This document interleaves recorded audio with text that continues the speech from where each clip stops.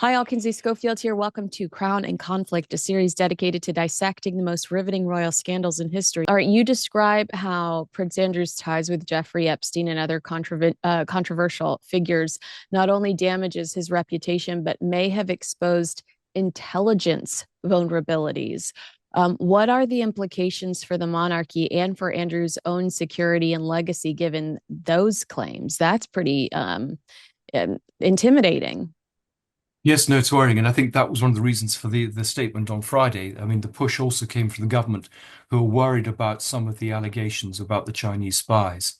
I mean, the Chinese have been cozying up to particularly to Andrew for some time. I mean, particularly using trade as the vulnerability. I mean, his argument is he's fostering trade between the two countries, and that's what they would say. But of course, they were getting very close to him. And the problem was that there were lots of these honey traps. Every time he went somewhere, a pretty girl would turn up or a prostitute, and he would be filmed. And so that was happening in, sorry to tell a Southern Baptist this, but it was happening in Libya and China, the Middle East, Kazakhstan, Russia. They all have material on Andrew. And I don't know what pressure they could put on him. But clearly he probably had sensitive material. I mean, he'd worked in the Ministry of Defense. He'd been a trade envoy dealing with arms deals. He probably had gossip to do with the royal family. Who knows? I mean, he was involved in some quite sensitive business deals as a trade envoy. So he would have been a useful person to compromise. And this is the big question, what has he said? What have people got? How is it being used? Um, uh, they hide behind national security, for example, if you want to get access to records. And yet what's become very clear is that he placed his own security and the security of others very much at risk. He would not let the policemen at the North Gate of Buckingham Palace know the names of his visitors. Many of whom were just escorts who came just for the evening. And so they were very concerned. They didn't know who was in the building and their background. And, there had been assassination plots against him. So, you know, there seem to be two rules, one for anyone else using the national security to get access to anything. And here he was, and Harry did the same, gave away the sort of the whole plan of Buckingham Palace, for someone who would know how to break in or to mount an assassination attempt. So there seem to be these double standards. What applies to outsiders doesn't apply to the royals. But, we are at this historic moment. Will a member of the royal family be put on trial? And could he go to prison? I mean, this is something that no one has ever contemplated before. I know. I mean, I've been called by, there's a legal channel here that just plays courtroom feed all day long. And they're like, we want to talk about Prince Andrew. I'm like, you want to talk about Prince Andrew? That's insane that we could be witnessing history in the making and seeing somebody held accountable for common sense. No, you can't use your government funded bodyguard to dig up dirt to try to discredit somebody that's making accusations against you. I feel like that is you would just automatically assume that is not, it goes against the rules. You Yes, mentioned, exactly. go Well, ahead. Yeah. malfeasance in public office, Yeah. exactly. But I Yeah. mean, we're sending people to prison here for hate crime or or tweets on Twitter, and yet here is someone with a whole series of quite serious allegations who has no one has actually looked into them. Oh, all right. Well, you mentioned Royal Lodge a couple of times, but can you explain to me? Some commentators suggest this is his last status symbol. Do you see any circumstance under which the property arrangement might be renegotiated or ended?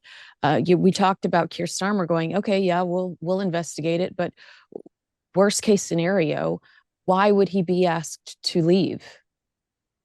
Well, I've seen the lease, and actually I've put it to property specialists and to lawyers, and I think it's pretty watertight. And I'd be interested to see if papers like, for example, the Times, which got the lease originally, and in fact supplied it to me, will find anything. But at the moment, he had good lawyers on it, and at the moment there's no reason that he has to go. Um, So, I mean, this is what is frustrating everyone, that it's up to him voluntarily. I mean, short of basically sticking a lot of sort of rodents in the house in the hope of driving him out, there's not much you can do. I think he has the money to keep it up, which is, of course, the big criteria. I think the big question is, where is he getting this money? And this, of course, has opened up the whole debate about royal finances and how opaque they are, how we have no idea how they pass money down the line to each other. Almost everyone in this country has to publish their will, except members of the royal family, even quite obscure members, and that seems an anomaly in a modern democratic society. Um, and there, were great arguments a few years ago for a royal register. So all MPs here have a parliamentary register. I don't know what the state is in the States, but you have to declare what your business interests are, how you've made money, even if you've had gifts. And I think if we had that for the royal family, and if it was properly followed through by them, then that would at least show that they were making some effort to be transparent about any of the benefits they got as for being royals. Um, do you agree that it's his last status symbol? Yes, I think it is. There's nothing there. I mean, Knight of the Garter, he clearly relished. I mean, he signed these emails, KG. Um, but and he liked dressing up in the uniform. But yeah, there's nothing left for him now. As he is, as you say, a man who likes watching plains land, who likes listening to country music, who has very limited intellectual hinterland. He plays golf, he goes for horse rides, and he goes shooting. And that's about it. And that, is a pretty limited life, even for a man who is retired. Um, I feel like this is a pretty heavy question. And honestly, I think if I would have asked you this a month ago, it would have been a different answer. But what effect does this scandal or these scandals, because it just feels like a growth, a tumor that continues to grow, have on the broader institution, the monarchy, especially given the changing public attitude towards accountability, transparency, privilege. You touch on needing greater transparency in your book. Absolutely. No, I mean, that's a very good analogy, the tumor. And the tumor has grown very, very quickly over the last few days, and it is infecting the rest of the body. And if they don't catch this cancer quickly and decisively and cut it out, they are going to find that themselves are being criticized and in trouble. And already we're getting a lot of editorial comments in the papers about the wider royal family.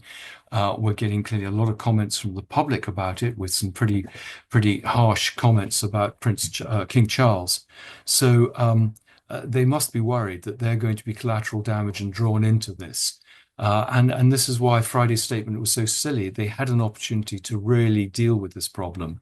I mean, they could have dealt with this problem years ago. I mean, he lost his military patronages. He's stripped of his HRH many years ago. But that's as far as they went, hoping that that would do the trick. Agree with us, disagree with us? Let me know in the comments below. Make sure you like, subscribe, and share this video with a friend. Thanks so much for watching.